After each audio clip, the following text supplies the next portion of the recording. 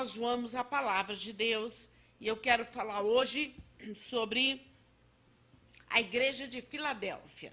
Diz assim, no capítulo 3 do livro da Revelação, o livro do Apocalipse, versos 7, capítulo 3, verso 7, diz assim: ao anjo da igreja em Filadélfia escreva: essas coisas diz o santo, verdadeiro, aquele que tem a chave de Davi, que abre e ninguém fechará, e que fecha e ninguém abrirá. Conheço as obras que você realiza. Eis que tenho posto diante de você uma porta aberta, a qual ninguém pode fechar. Sei que você tem pouca força, mas guardou a minha palavra e não negou o meu nome. Eis o que eu farei com alguns dos que são da sinagoga de Satanás, desses que se declaram judeus e não são, mas mentem. Eis que farei com que venham até você, prostem-se aos seus pés e reconheçam que eu amo você. Você guardou a palavra da minha perseverança, por isso também eu o guardarei na hora da provação. Preste muita atenção que eu vou ler. Você guardou a palavra da minha perseverança, por isso também eu o guardarei da hora da provação que há de vir sobre o mundo. Olha o que a palavra diz. A hora da provação que há de vir sobre o mundo. Aliás, aqui fala sobre o mundo inteiro. Está falando do quê? Das nações. Para que vai vir a provação? Para pôr à prova os que habitam sobre a terra. Para pôr à prova os que habitam sobre a terra. Venho sem demora. Ou conserve o que você tem, para que ninguém tome a tua coroa. E ao vencedor farei com que seja uma coluna no santuário do meu Deus, e dali jamais sairá. Gravarei sobre ele o nome do meu Deus, e o nome da cidade do meu Deus, a nova Jerusalém, que desce do céu, vindo da parte do meu Deus, e o meu novo nome. Quem tem ouvidos, ouça o que o Espírito diz às igrejas. Louvado seja Deus. Muito bem. O livro do Apocalipse é algo tremendo. É algo que traz revelações, eu posso afirmar, uma vida inteira, não é? Desde os primórdios, quando já lá há muitos anos atrás se liam a Bíblia. Esse livro, ele traz um conteúdo que nos exorta, que nos ensina, que nos deixa também na expectativa. Porque muitas coisas ainda vão acontecer. Muitos acontecimentos virão sobre a terra. O livro de Apocalipse é um sintoma. É como uma doença, né? Lógico que diferenciado, um exemplo. Quando começa uma febrezinha, diz, deve ter uma inflamação no corpo. Então, o livro de Apocalipse é um sintoma para o nosso espírito, para que fiquemos alerta para tudo que há de acontecer. E quando Jesus fala das 7 igrejas do Apocalipse, ele estava falando das 7 igrejas do livro da Revelação, ele fala de uma igreja e ele fala ao anjo da igreja. Quem é o anjo da igreja? O anjo da igreja é o pastor daquele local. O anjo da igreja é aquele que foi instituído por Jesus para ministrar a palavra de Deus dentro da igreja. Igreja, corpo, igreja, paredes. Sim, aqui está falando o Senhor. Está se referindo a uma pessoa que toma conta de tudo. Ao anjo, não é o anjo que bate asas aqui, mas é um homem, uma mulher que cuida de uma obra do Senhor. Ao anjo da igreja em Filadélfia, escreva: essas coisas diz o santo, o verdadeiro, aquele que tem a chave de Davi, que abre e ninguém fechará, e que fecha e ninguém abrirá. Jesus.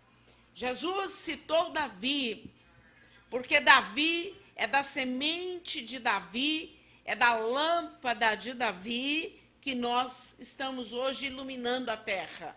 O Senhor disse que nunca faltaria descendência para Davi e que a lâmpada de Davi jamais se apagaria. Então nós somos como a lâmpada de Davi aqui na terra, iluminando o mundo, iluminando a terra, pregando a palavra, ensinando, exortando e também recebendo a palavra. Aquele que prega, primeiro Deus fala com ele, para depois falar com a humanidade. E Deus se refere na presença bendita de Jesus Cristo, que ele tem uma chave que ele pode abrir e ninguém pode fechar. E quando ele fecha, também ninguém pode abrir. Eu acho muito interessante isso. Muitas vezes a gente fica esperando uma porta se abrir da parte da humanidade. No versículo 8 do capítulo 3 do livro de Apocalipse, falando da igreja de Filadélfia, o Senhor disse assim: conheço as obras que você realiza. Eis que tenho posto diante de você uma porta aberta. Meu Deus. A qual ninguém pode fechar. Sei que você tem pouca força, mas guardou a minha palavra e não negou o meu nome. Olha a importância nesses dias, principalmente em dias de aflição. Aliás, não é só nesses dias, né? A gente fala nesses dias porque está vivendo aí o tempo do coronavírus, mas em todo o tempo nós temos que estar ligadinhos com Deus. Nós temos que estar com uma conexão com Deus. Em todo o tempo, conexão. Alô, alô, papai. Entende? Ele disse assim: eu conheço as obras que você realiza. Que obra que é que você tem realizado nessa terra? Qual que são as obras? E aqui eu não estou falando de obra de carpintaria, não estou falando de obra de pedreiro, obra de quem pinta quadro, eu não estou falando de obra de quem pinta uma parede, não estou falando de obra de quem trabalha muito bem no Facebook, no computador. Eu não estou falando dessa obra, eu estou falando de obras para Deus. Por exemplo, quantas pessoas que durante anos se esqueceram que Deus está vivo e olhando para a terra. Se esqueceram, pararam de fazer obras para Deus.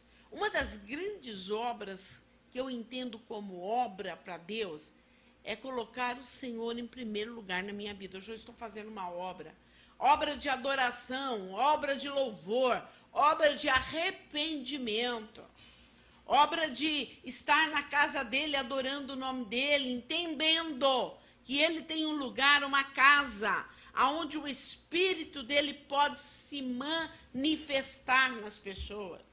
Uma grande obra, quando a pessoa sai da sua casa e vem para a casa de Deus adorar e glorificar o Senhor.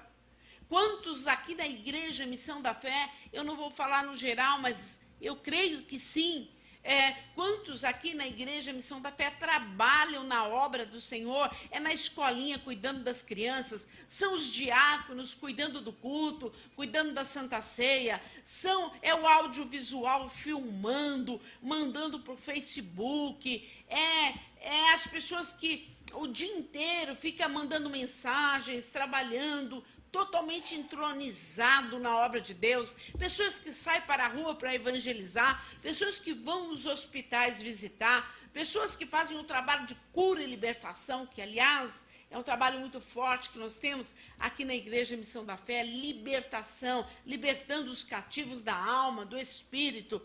Enfim, os cultos que trazem um refrigério na alma, que trazem uma libertação no espírito, pregações, ministrações, orações, imposição de mãos. Quantos são os que estão fazendo a obra? Quantos são que se preocupam com a obra do Pai? Quantos são? E muitos não se preocupam com nada, se preocupa apenas com o seu bem viver, não é? E a Bíblia diz assim, eu conheço as obras que você realiza. Olha, eu vou dizer para vocês, neste momento, com essa sentença, porque isso aqui é uma sentença, precisamos voltar a repensar se temos deixado os caminhos do Pai, se temos vivido uma vida como nós queremos viver, se temos agradado somente a nós mesmos. Vamos voltar a repensar. O que é que você tem feito para Deus? Eu dou esmola, a pessoa passa na minha porta, eu dou uma esmolinha, eu dou um pratinho de comida. Tenho um coração bom, eu tenho um coração muito bom. Quando eu estou indo assim nas ruas, eu dou dinheirinho para aqueles que pedem, eu abaixo o meu vidro. Eu choro quando eu vejo gente sofrendo. Eu me entristeço e eu tenho Deus dentro de mim. Só isso? Você acha que isso é tudo? Isso é importante? Isso é uma obrigação, não é, gente? Fazer tudo isso é uma obrigação nossa. Nós devemos fazer. Agora eu estou falando de obras de amor para Deus. Para Deus. No versículo 9 do capítulo 3 do livro da Revelação, que é o livro do Apocalipse, diz assim: eis que eu farei com alguns dos que são da sinagoga de Satanás, desses que se declaram judeus e não são, mas mentem. Eis que farei com que venham até você, prostrem-se aos seus pés e reconheçam que eu amo você. Sinagoga de Satanás. Meu Deus, não é? Meu Deus. Será que você tem ideia do que é isso? Sinagoga, nós sabemos que é uma igreja, não é? Sinagoga é um local de adoração, é um local de oração, é uma igreja. Agora Jesus vem com uma palavra dessa: eis que os que dizem ser judeus, mas não são, e os que são da sinagoga de Satanás. O que será que Jesus estava querendo dizer isso? Que muitas vezes na nossa caminhada, e Jesus também falou do joio e do trigo, na igreja, na própria igreja do Senhor, igreja, existe o joio e existe o trigo. Existem aqueles que parecem que são cristãos, mas não são. É duro falar isso. Dá uma dor na minha alma falar isso. Eu queria que todo mundo realmente fosse cristão. Mas existe isso. Existem aqueles que estão dentro da igreja, mas não fazem parte da igreja. Como é que eu vou detectar isto? Pessoas que depõem contra, pessoas que estão sempre atravessadas, pessoas que estão sempre descontentes, pessoas que estão dentro da igreja, se alimentando da igreja, falando mal, depondo contra a igreja. Porque eu penso assim, gente, se for para você depor contra a igreja do Senhor, fica na tua casa, faz quarentena. não é? Agora, se eu estou dentro da casa do Pai, e ali é a casa do Deus vivo, sem contar que eu mandei fazer quarentena, mas só que tem uma coisa, Deus conhece as tuas obras. Então, você pode fugir de tudo, mas você não foge do olhar de Deus. Tem muitas pessoas que introduzem dentro do povo de Deus, agora eu vou falar do povo de Deus, dizem que faz parte, até tem uma aparência de inocência, mas são lobos devoradores, lobos cruéis. É isso que Jesus estava falando. Quem sabe o pastor da igreja de Filadélfia estava sendo apedrejado, não é? Quando Jesus vem e fala isso para ele, ele estava sendo apedrejado. O que acontece com a gente nos últimos dias? Quantas pedras? Se eu fosse recolher todas as pedras, eu já teria feito um castelo. Mas eu vou voltar a dizer, eu recolho as pedras e faço um castelo de fé para mim poder continuar. Então, muitos que pertencem à sinagoga de Satanás são da igreja do diabo, vêm para apedrejar, vêm para colocar defeito, vêm para criticar, vêm para arrancar pessoas de dentro da igreja, vêm para tirar pessoas.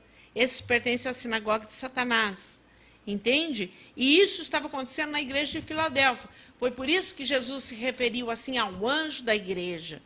Jesus falou algo poderoso. Sei que você tem pouca força, mas guardou a minha palavra e não negou o meu nome. E eis que eu farei com alguns dos que são da sinagoga de Satanás, desses que se declaram judeus, mas não são, mentem. Eis que farei com que venham até você, prostem-se aos seus pés e reconheçam que eu amo você. Jesus não estava falando dele, Jesus estava se referindo a alguém, ao anjo da igreja, ao pastor daquela igreja. Ele disse, eu vou fazer com que essas pessoas se voltem em arrependimento e reconheçam que eu tenho um amor por você. Então, eu quero aproveitar este momento, se tem algum pastor que está sendo perseguido indevido, eu não estou falando de pastores que pisoteiam, que derrubam, que destroem, não, estou falando de pastores de Deus, pessoas que realmente têm compromisso com Deus, com a sua obra. Se tem algum aí que está sofrendo isso, é só orar e deixar na mão de Deus. Daqui a pouquinho, essas pessoas que te lançaram pedra, elas vão ter que se voltar e chegar até você e falar, me perdoa, porque senão a vida não vai andar. Isso é palavra de Deus. Vai ter que reconhecer que Deus tem um amor profundo por você. Amém? A palavra de Deus. No versículo 10 diz assim, você guardou a palavra da minha perseverança. Olha como que Jesus fala da palavra dele. Interessante, né? Guardou a palavra da minha perseverança. Jesus é perseverante em tudo que ele fala e o que ele faz. Ele persevera. Está firme para cumprir tudo o que ele falou. E você é perseverante? Você começa, aceita Jesus como Senhor, começa a vir à igreja, começa a vir adorar, e, nossa, firme, de repente, já viu aqueles bonequinhos, quando acaba a pilha? Aí você tem que ir lá, né? Então, o Senhor está dando pilha, tá aí, ó, dando corda, perseverança. Jesus é perseverante. Você guardou a palavra da minha perseverança. Por isso também, olha só, presta atenção. Por isso também eu o guardarei na hora da provação, que há de vir sobre o mundo inteiro, para pôr à prova os que habitam sobre a terra. O que nós estamos vivendo agora com a Covid-19 não é uma provação? Eu acho que é. Muito bem. Por que eu estou falando isso? Porque o mundo está em prova, as nações estão em prova. Então, cumpre-se a igreja de Filadélfia. Nos nossos dias, haveria de vir uma prova no mundo inteiro, né? Nos habitantes da terra, nos habitantes que estão sobre a terra. E Jesus mandou a gente guardar a perseverança. Jesus mandou a gente ficar firme na fé, ficar firme, não negar o nome dele. E ele disse, olha, venho sem demora. Então, sinal da vinda do Mestre é essas provas que vêm sobre a terra, não é? Essas provações que vêm sobre o mundo. É sinal da vinda. Ele diz, olha, eu venho sem demora. Conserve o que você tem, para que ninguém roube a tua coroa. Eu falei ontem sobre a coroa. Eu falei sobre o diadema que está na cabeça daquele que serve ao Senhor. Já tem uma coroa na tua cabeça. Já tem uma coroa de fidelidade, de justiça, de paz, de alegria, de santidade ao Senhor. Então, não deixa nada tomar, não deixa as agonias dessa vida, não deixa a sinagoga de Satanás te arrancar da igreja, viu? Porque a sinagoga de Satanás são aqueles que dizem ser, mas não são. E eles estão espalhados no mundo aí, tirando o cristão da igreja. E tem uns que vêm com sapatinho de pelica. Não pensa que eles vêm feio, não. Não pensa que a sinagoga de Satanás vai vir feio, vai vir horrível, não. Tem uns que vêm macio, com fala macia. Ai, sabe o que eu acho? Eu acho que a pastora Glória, sabe, ela é uma bênção. Mas, você sabe um pouquinho da vida dela? Entendeu? Eu estou falando de mim, eu não posso falar em nome de outros pastores. É assim que vêm os da sinagoga de Satanás. Eles vêm desse jeito. Eles vêm com uma aparência de anjo, mas, na verdade, são filhos do diabo. E vem arrancando pessoas da igreja, vem com murmuração, vem pondo defeito, põe defeito no louvor, põe defeito na palavra, põe defeito. Agora, tem hora que eu me pergunto, mas quem é que é perfeito, não é? Existe alguém perfeito? Existe alguém que seja 100% perfeito, que não tem defeito nenhum, a qual eu possa apontar?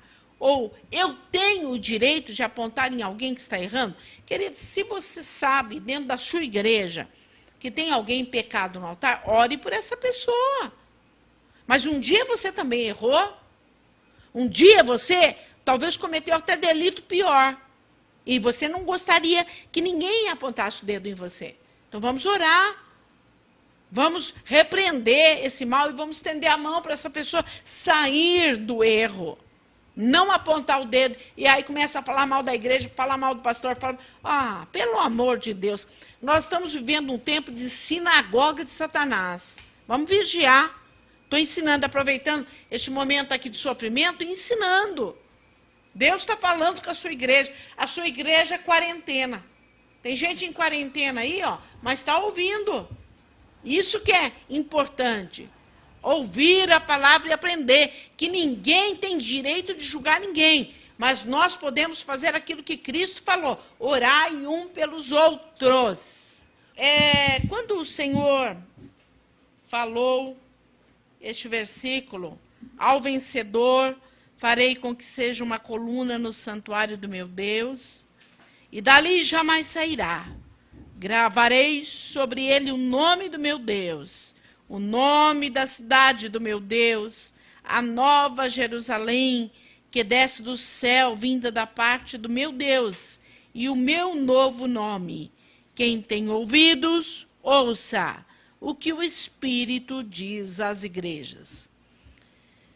Nós sabemos que a igreja está aguardando a volta de Cristo, está aguardando também a vinda da cidade nova, a nova cidade de Jerusalém, ou a Nova Jerusalém. O que é a Nova Jerusalém? É aquela Jerusalém que o pessoal pega o avião e vai lá visitar, que vai lá ver o túmulo de Jesus, que vai lá ver isso? Não, não. Não. Essa é a velha Jerusalém. Nós estamos falando de algo que já foi construído pelo grande arquiteto. Nós estamos falando de algo que já está preparado para aqueles que entrarem pela porta que é Jesus, servirem ele de corpo, alma e espírito, aqueles que estiverem em perseverança. Uma cidade totalmente já preparada para ser habitada por aqueles que vão ser buscados por Jesus Cristo. Pelos salvos, assim vamos dizer. Uma cidade feita com as mãos do Senhor. Imagina essa cidade, a Nova Jerusalém. Eu acho que foge a nossa mentalidade. Foge a nossa imaginação tão pequena, não é, irmãos?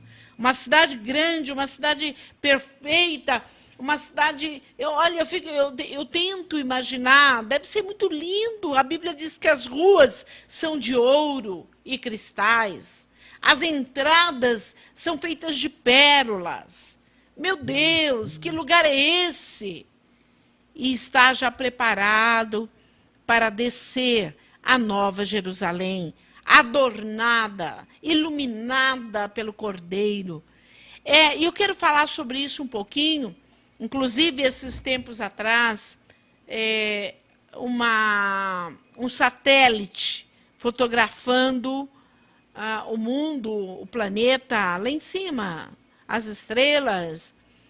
Esse satélite conseguiu ver um brilho muito grande num determinado lugar. E aproximando a sonda, eles viram uma cidade, um brilho dourado, uma grande cidade. Eu creio até que Deus permitiu que isso fosse visto na expansão celestial, para que alguns acordassem, não é? Mas as pessoas pouco se importam de procurar e ver e olhar, e realmente Deus permitiu. Deus deu um sinal nos céus de que a Nova Jerusalém está em algum lugar aí no nosso mundo, em algum lugar aí nessa constelação que sai até fora da Terra e já está para descer. E isso tudo vai acontecer após o arrebatamento e após a grande tribulação. E é um evento dos últimos dias, um evento do livro de Apocalipse. E quando a Bíblia diz que aquele que vencer, quem que é o vencedor? O vencedor é aquele que vai ganhar muito dinheiro, é aquele que vai ganhar muitas coroas aqui de glória terrena. O vencedor é aquele que vai ter muito estudo, vai passar em todas as faculdades. Não. O vencedor é aquele que vai carregar a sua cruz e não vai deixar ela por nada nessa terra. O vencedor é aquele que vai estar em Cristo e vai passar pela provação, vai passar pelo Covid-19, vai passar por outras provações que hão de vir ainda e vão ficar firmado em Cristo. O vencedor é aquele que vai estar na casa do Pai, fazendo chuva, ou fazendo sol, ou fazendo frio.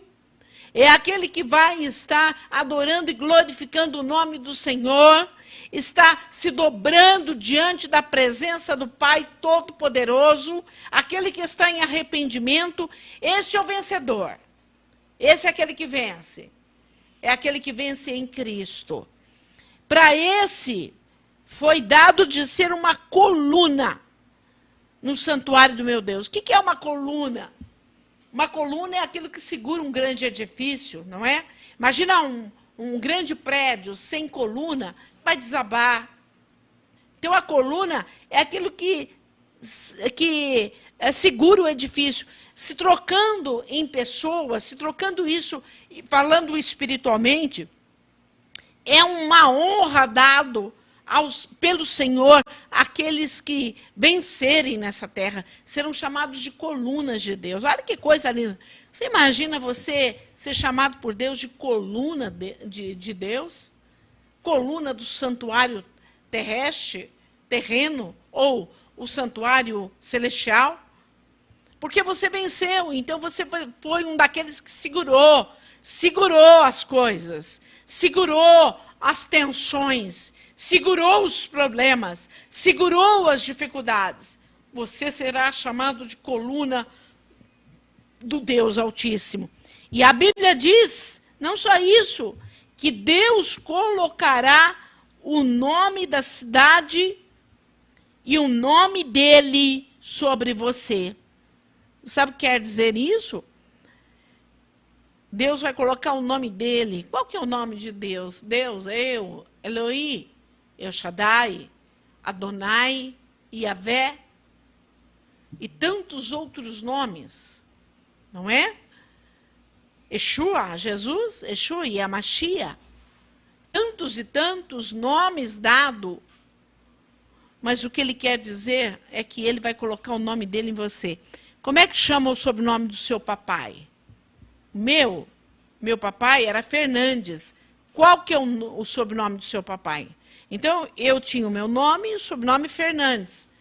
Então, a Bíblia diz que Deus vai dar o nome dele, ele vai dar o sobrenome e o nome dele sobre a tua vida. O nome dele vai reinar sobre você.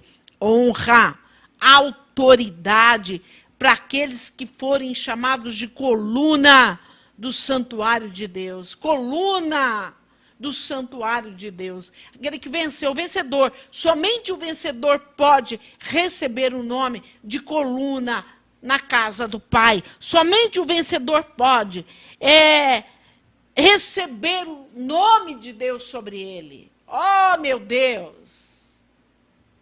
Meu Pai, hoje, penso eu, que nós recebemos já o nome de Deus. E eu vou te provar.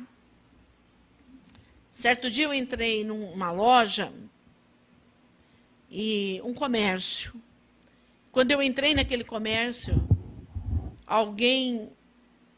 quando eu passei entre gôndolas, alguém disse, puxa, me arrepiou. Estou com o corpo arrepiado. E aí uma vendedora que estava lá, olhou e falou, só podia ser uma mulher cheia de unção. Pastora Glória está aqui. Então, naquele momento, tudo isso foi para a glória e honra do nome do Senhor. Naquele momento, eu senti o seguinte, uma serva do Deus Altíssimo está aqui. Então, o nome de Deus já está sobre nós. Esse nome que nos dá autoridade e nos dá favor de Deus para também passar essa unção aos que necessitam, aos que precisam, esse poder de Deus que está sobre nós. Mas não vai limitar só nisso. A Bíblia fala de um tempo vindouro, do Olam Rabá, como dizem o povo judeu, não é? Tempo do fim, o tempo futuro. A Bíblia fala de um tempo em que nós vamos levar o nosso nome e vamos ser coluna da nova Jerusalém, a cidade adornada que vai descer para os vitoriosos, para os vencedores, para aqueles que suportarem as suas cargas, suportarem os seus trabalhos difíceis,